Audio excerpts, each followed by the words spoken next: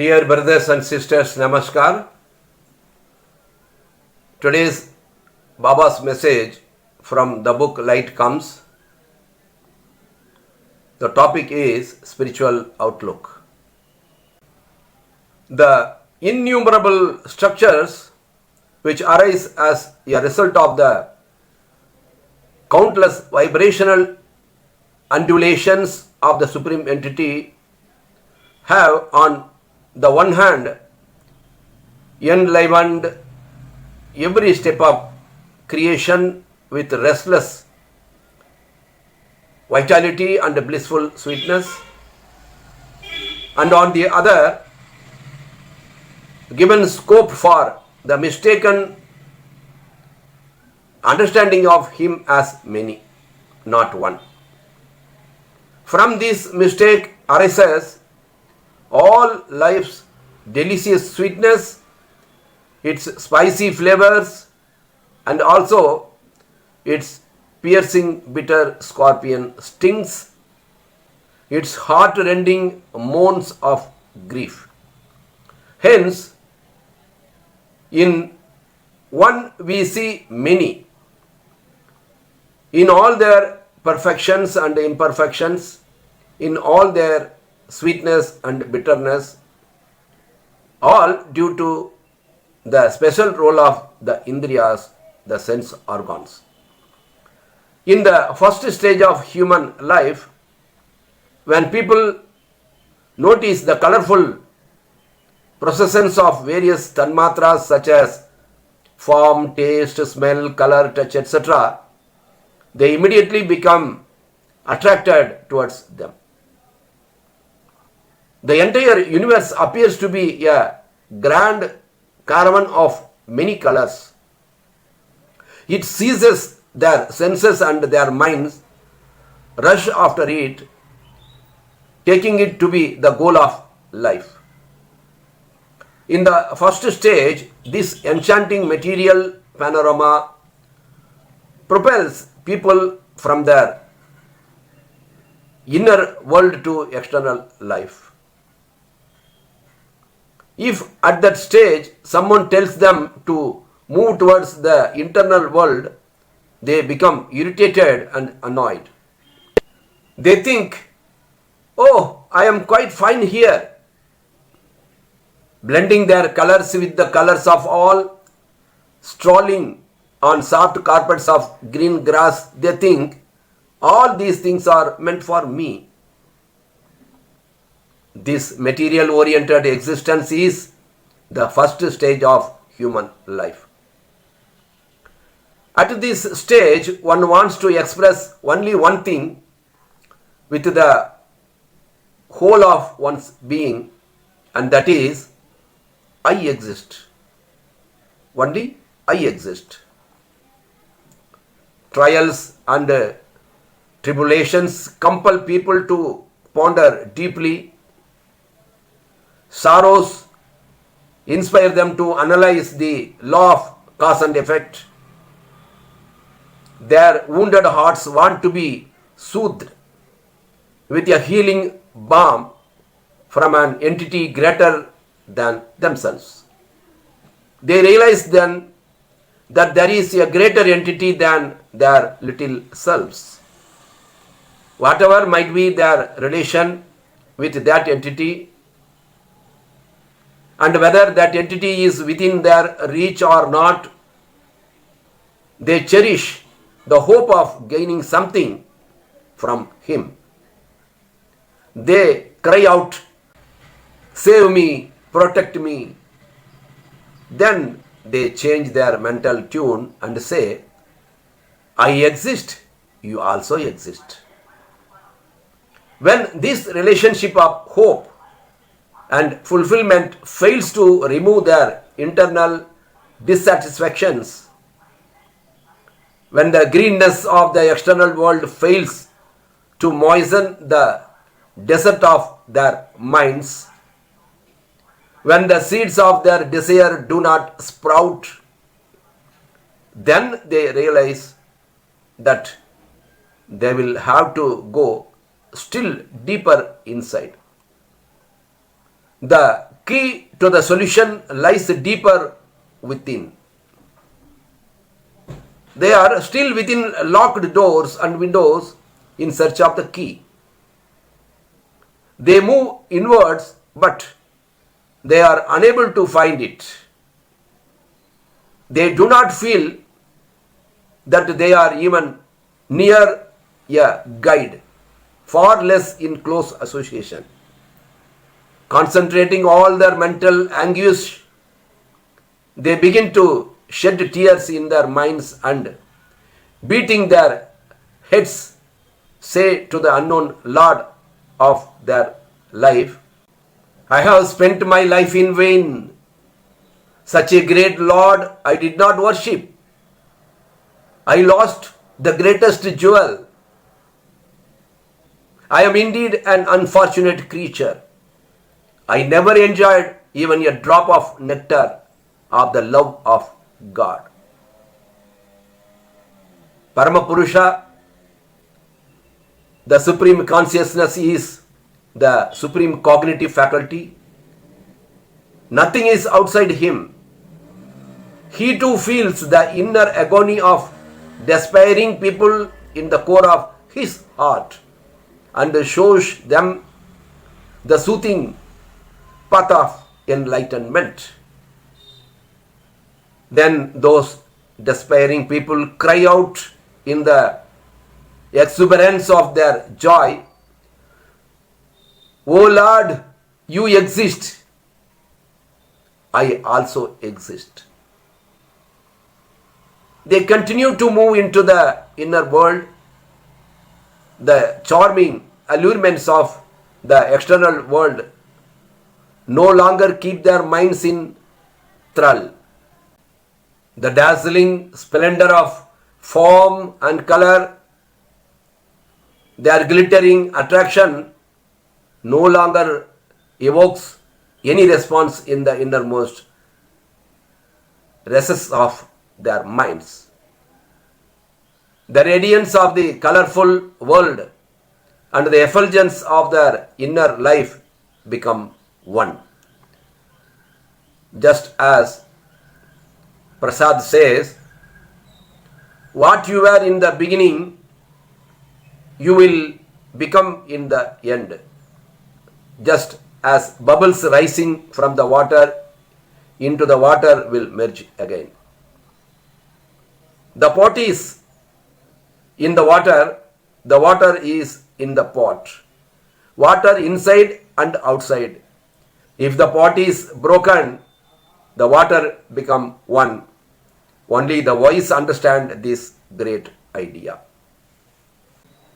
The Indriyas, externalization and internalization of tanmatras from the external world then appears to be a play of Maya, that is illusion. The external world merges into the internal world, and ultimately there remains only one entity. You exist, only you exist. So it has been said,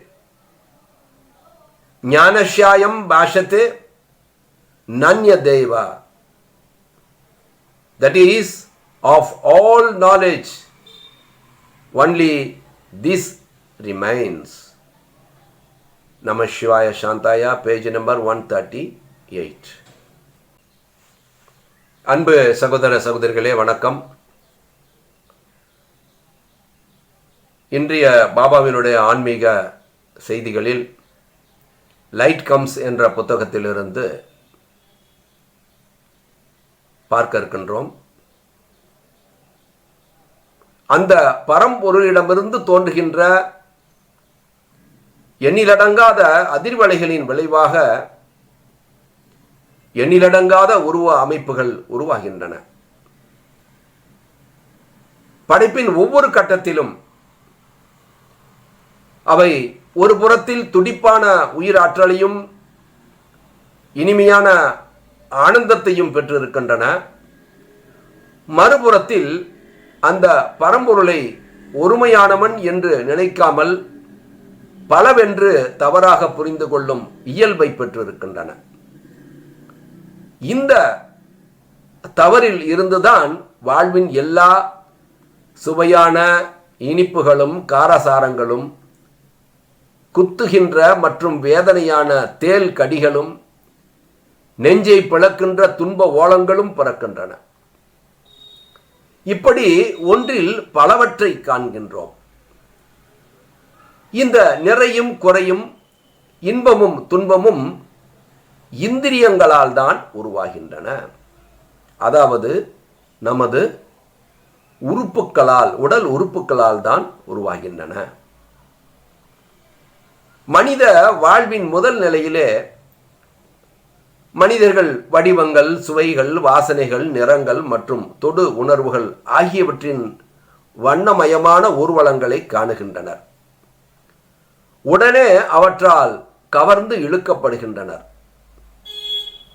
இந்த பிரபஞ்சம் முழுவதுமே வண்ணமயமான அணிவகுப்பு போல தோன்றுகின்றது. அது அவர்களுடைய புலன் உணர்வுகளையும் மனதையும் பறித்து கொண்டு அதை அனுபவிப்பதுதான் தங்களுடைய குறிக்கோள் என்று நினைத்து அதன் பின்னால் ஓடச் செய்கின்றது. முதல் நிலையில் புற உலகப் பொருள்களின் மதிமயக்கும் வண்ணக்காட்சிகள் மனிதர்களை அக உலகிலிருந்து புற உலகிற்கு தள்ளி கொண்டு போகின்றது. அந்த நிலையிலே யாராவது அவர்களிடம் அக உலகை நோக்கி செல்லுமாறு கூறினால் அவர்கள் எரிச்சலும் கோபமும் கொள்வார்கள்.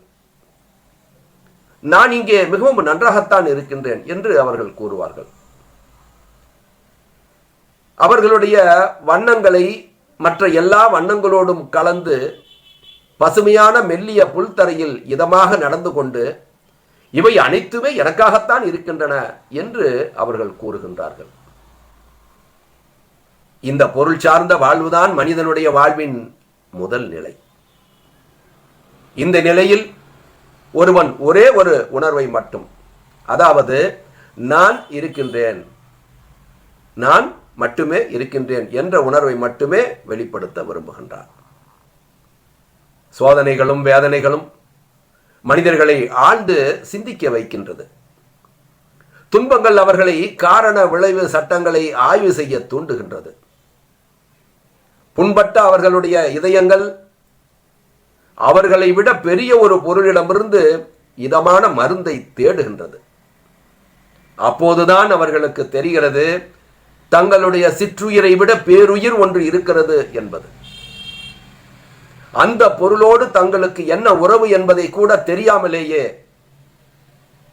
அது அவர்கள் நெருங்கும் தொலைவில் இருக்கிறதா இல்லையா என்பது கூட தெரியாமலேயே அவனிடமிருந்து எதையாவது பெற வேண்டும் என்ற ஆவலை பெறுகின்றார்கள் மனிதர்கள். என்னை காப்பாற்று, எனக்கு பாதுகாப்புத்தா என்று அவர்கள் கதறுகின்றார்கள். பிறகு அவர்கள் தங்களுடைய மனக்குரலை மாற்றி நான் இருக்கின்றேன், நீயும் இருக்கின்றாய் என்று சொல்லுகின்றார்கள். நம்பிக்கையும் மன நிறைவையும் தரக்கூடிய இந்த உறவு அவர்களுடைய மனதின் அதிருப்திகளை போக்கவில்லை என்ற நிலையிலே புற உலகத்தின் பசுமை பாலை நிலமாய் இருக்கின்ற அவர்களுடைய மனதில் ஈரத்தை தருவதற்கு தவறிய போது, அவர்களுடைய ஆசைகளின் விதைகள் முளை விடாத போது, நாம் இன்னும் ஆழமாக அகம் நோக்கி செல்ல வேண்டும் என்றும் இந்த தீர்வுக்கான சாவி அகத்தின் ஆழத்தில்தான் இருக்கிறது என்றும் உணர்ந்தார்கள். ஆனால் இப்போதும் கூட கதவுகளும் ஜன்னல்களும் பூட்டி கிடக்கின்ற இடத்தில்தான் அந்த சாவியை அவர்கள் தேடிக்கொண்டிருந்தார்கள். அதனால் உள்ளே தேடியும் அவர்களால் அதை கண்டுகொள்ள முடியவில்லை. அவர்களுக்கு மிக அருகிலேயே, மிக மிக நெருக்கத்திலேயே ஒரு வழிகாட்டி இருப்பதை அவர்கள் உணரவில்லை. அப்போது அவர்களுடைய மனதின் வேதனைகள் அனைத்தையும் ஒன்று கூட்டி மனதிற்குள் கண்ணீர் வடித்து தலையிலே அடித்து கொண்டு அவர்களால் அறிந்து கொள்ள முடியாத இறைவனிடம் கூறினார்கள், வாழ்வை வீணாய் கழித்தேன், பெருமானை வணங்க மறந்தேன், பெரும் செல்வத்தை இழந்தேன், பாக்கியம் இல்லா ஈனன் நானே. ஒரு துளி கூட அனுபவித்து அறியேனே இறை அன்பின் அமுதத்தை என்று. பரமபுருஷன் பேர் அறிவாற்றலாய் இருப்பவன். அவனுக்கு வெளியே எதுவும் இல்லை. மனிதர்களின் உடைந்து போன மனதின் வேதனைகளை அவனும் இதயபூர்வமாய் உணர்கின்றான். அதனால்தான் அவர்களுக்கு இதமான வீடு பெற்றின் பாதையை காட்டுகின்றான். அந்த நிலையில் மனமுடைந்து போன அந்த மனிதர்கள் மகிழ்ச்சியின் உச்சக்கட்ட குரலிலே, இறைவா நீ இருக்கின்றாய், நானும் இருக்கின்றேன் என்று வாய்விட்டு கத்துகின்றார்கள். அக உலகத்தினுள் மேலும் அவர்கள் தொடர்ந்து செல்லுகின்றார்கள். இப்போது புற உலகத்தின் கண்ணை கவரும் கவர்ச்சிகள் அவர்களுடைய மனங்களை அதற்கு மேலும் அடிமைப்படுத்த முடியவில்லை. கண்ணை பறிக்கும் ஒளி பொருந்திய வடிவங்களாலும் வண்ணங்களாலும் அவற்றின் ஜொலிக்கின்ற கவர்ச்சிகளாலும் அவர்களுடைய மனதின் ஆழத்தில் உள்ள இடங்களை கவர்ந்து எடுக்க முடியவில்லை. வண்ணமயமான உலகின் ஒளி கதிர்களும் அவர்களுடைய அகவாழ்வின் பேரொளியும் ஒன்றாய் ஆகின்றது.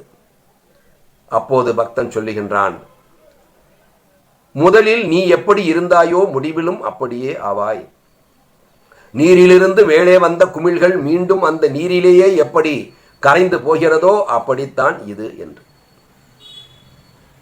அந்த பக்தன் மேலும் கூறுகின்றான், பானை நீரிலே இருக்கிறது, நீர் பானையில் இருக்கிறது, உள்ளும் புறமும் நீரே உள்ளது. பானை உடைந்தால் இரண்டு நீரும் ஒன்றே. இந்த உண்மையை ஞானி மட்டுமே அறிவானே என்று. இந்த நிலையில் புற உலகத்திலிருந்து வருகின்ற உணர் அதிர்வலைகளை அகமாகவும் புறமாகவும் மாற்றுகின்ற இந்திரியங்களின் செயல்கள் யாவும் ஒரு மாயை போன்று தோன்றுகின்றது. புற உலகம் அக உலகத்தில் கரைந்து போகிறது. முடிவில் ஒரே ஒரு பொருள் மட்டுமே இருக்கிறது. நீ இருக்கின்றாய், நீ மட்டுமே இருக்கின்றாய் என்பதுதான் இருக்கின்றது. அதனால்தான் ஞானஷ்யாயம் பாஷத்தே நன்ய தெய்வா, அதாவது அறிவனைத்திலும் எஞ்சி இருப்பது இது மட்டுமே என்று சொல்லப்பட்டிருக்கின்றது. நமசிவாய சாந்தாயா, பக்கம் 138. நன்றி.